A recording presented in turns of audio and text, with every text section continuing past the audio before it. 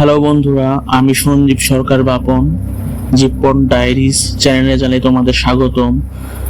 আশা করি তোমরা সবাই অনেক ভালো আছো। এবং আজকের এই ভিডিওটির বিষয় হচ্ছে, বেশ কয়েকদিন আগে আমি আমার শহর থেকে বেশ খানিকটা দূরে একটি নির্জন পরিত্যক্ত গ্রামে একটি রাতে ঘুরতে গিয়েছিলাম। এবং সেই রাতে আমার সাথে কিছু ভৌতিক ঘটনা ঘটে বা আমি অনুভব করতে পারি, সেগুলো আমি যথাসম্ভব আমার মোবাইলে ধারণ করার চেষ্টা করেছি। এবং আজকের এই ভিডিওটি থাকছে সেই বিষয়ে, তাই সম্পূর্ণ ভিডিওটি দেখার অনুরোধ রইল।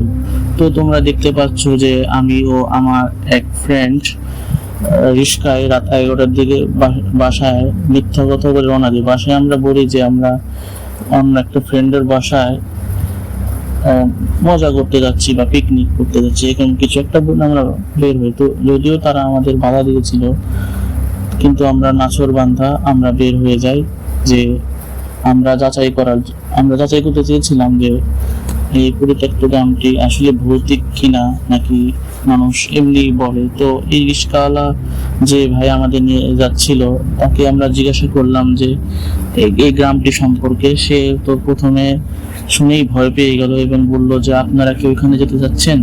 তো আমরা বললাম হ্যাঁ। সে তখন কোনোভাবেই আমাদের সেখানে নিয়ে যেতে চাইলো না। সে বললো যে দেখেন, এই রাস্তা এই পর্যন্তই, আমি যাব, তা ওই গ্রামে আমি যেতেই পারবো না। এবং আমরা ছোট থেকে শুনেছি যে ওই গ্রামে সমস্যা আছে অনেক, এবং সেই গ্রামগুলো থাকে না। কিন্তু আমরা অনেক অনুরোধ করার পর তাকে জোর জবরদস্তি সেখানে আমরা নিয়ে গেলাম। এবং সে আমাদের রাস্তায় এক পাশে নেমে যতটা তাড়াতাড়ি সম্ভব সেখান থেকে চলে গেল।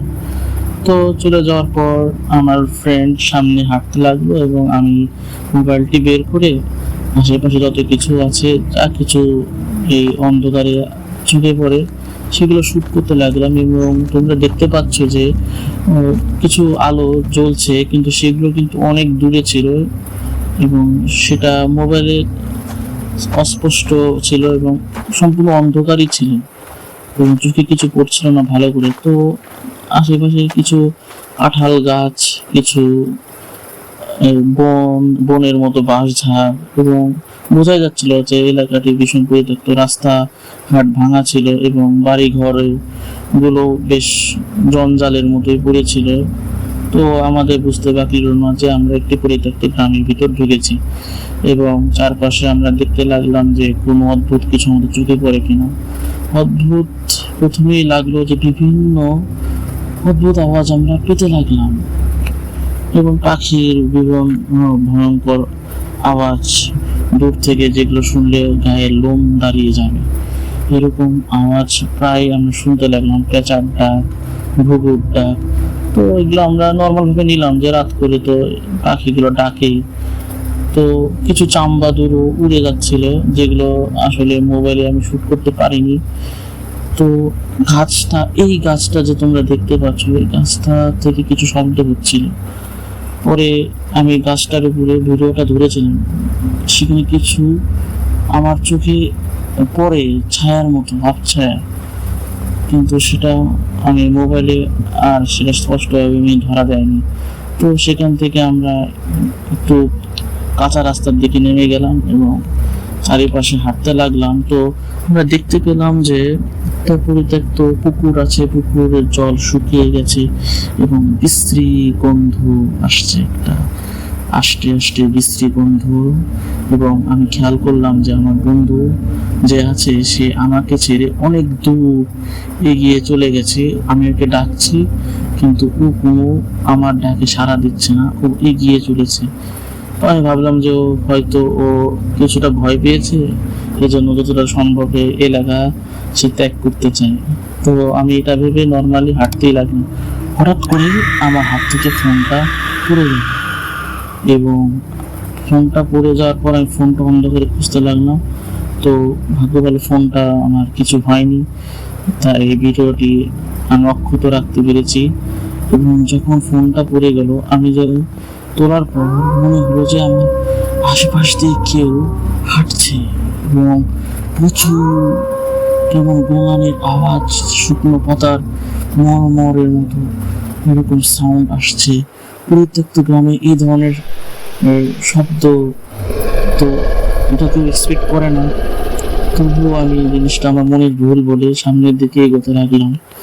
এবং যখনই আমি এই রাস্তা দিয়ে হাঁটছিলাম, আমার আশেপাশ কেমন জানি আমাকে কিছু বলার চেষ্টা করছিল। আমি একটা কিছু নেগেটিভ কিছু ফিল করছিলাম। তখন আমি ঘড়ির দিক তাকিয়ে দেখলাম যে প্রায় 12:30টার মতো বেজে গেছে, এবং আমার তখন একটু গা ছমছম করছিল। এবং আমি ভাবছিলাম যে এখন যদি আমাদের সাথে কিছু একটা ঘটে তাহলে আমাদের পরিবারে কি হবে, এরকম কিছু চিন্তা, কিছু কুচিন্তা মাথায় ঘুরছিল। তো বলে রাখি, এই গ্রামটার নাম আমি বলবো না এবং এটা আমি গোপনই রাখলাম।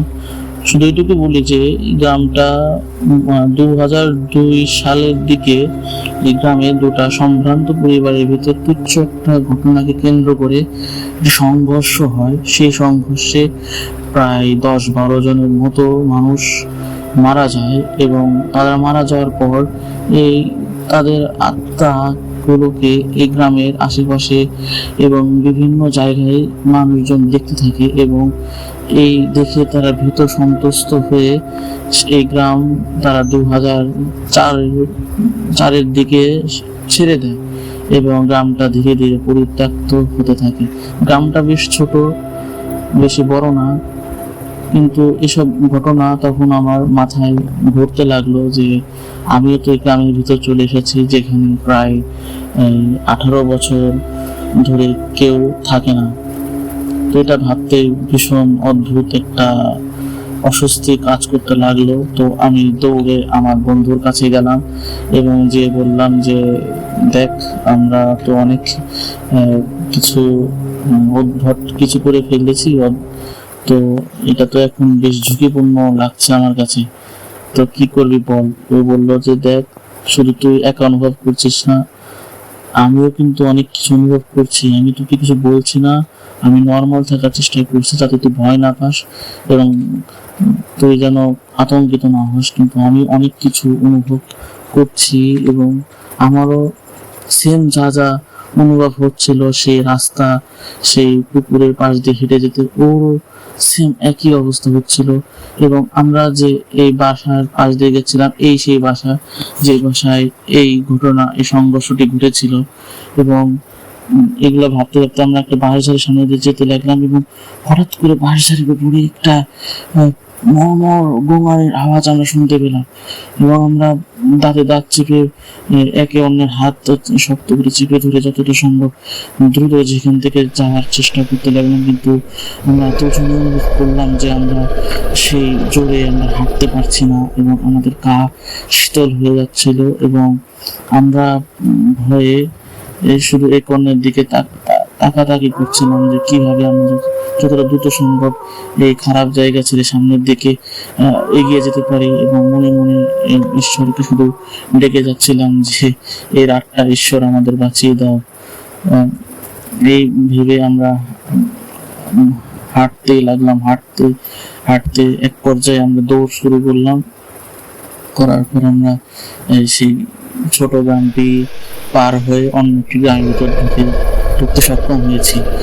এবং আমাদের প্রত্যেকেরই পরের দিন সকালে ভীষণ শরীর অস্বস্তি হতে লাগলো। আমাদের দুজনেরই জ্বর এসেছিল, এবং আমরা রাতে যখন ঘুমাইছি তখন 2 দিন আমরা ভীষণ অদ্ভুত বাজে স্বপ্ন, সেই গ্রামের রাস্তাঘাট সহ বিভিন্ন বাজে বাজে স্বপ্ন আমাদের চোখে আসতে লাগে। এবং কিছুদিন আমরা এটা ভোগ করার পর আর সেগুলো হয়নি। তারপরে আমরা একে অন্যকে কথা দিই যে না, এই গ্রামে আর কখনো যাচ্ছি না। আমরা যাই হোক না কেন বাবা, চাচা, প্রাণ বাঁচা, একবার বেঁচেছি তো কি, আবার তো এরকম কিছু হতেই পারে। তো যাই হোক, ভিডিওটার অনেক কিছু আমি স্কিপ করে গেছি কারণ সেগুলো অস্পষ্ট ছিল, এবং সত্যি কথা বলতে আমার হাত ভীষণ কাঁপছিল আমি যখন এগুলো শুট করছিলাম, এবং আমার ভিতরে ভীষণ ভয় কাজ করছিল। ঈশ্বরের নাম সর্বদা ডেকে গেছি, জপে গেছি, এই জন্য হয়তো অক্ষতভাবে আপনাদের মাঝে ফিরে আসতে পেরেছি। তো আমার এই ভৌতিক কিনা বলবো জানি না, তবে এই গল্পটি এবং যদি এই ভিডিওটি আপনাদের কারো ভালো লেগে থাকে তাহলে অবশ্যই কমেন্ট করে জানাবেন এবং চ্যানেলটি সাবস্ক্রাইব করতে ভুলবেন না, কারণ আপনারা যদি উৎসাহ দেন তাহলে আমরা আরো এরকম কিছু অদ্ভুত জায়গা যেগুলো আমাদের সাজেশনে আছে আমরা সেখানে এক্সপ্লোর করতে পারবো, করার ইচ্ছা হবে আমাদের, আপনাদের জন্য আমরা করব। তাই সাবস্ক্রাইব, লাইক, কমেন্ট করে আমাদের পাশে থাকবেন এবং এইভাবে আমাদের উৎসাহ দিবেন। সবাইকে অসংখ্য ধন্যবাদ। গুড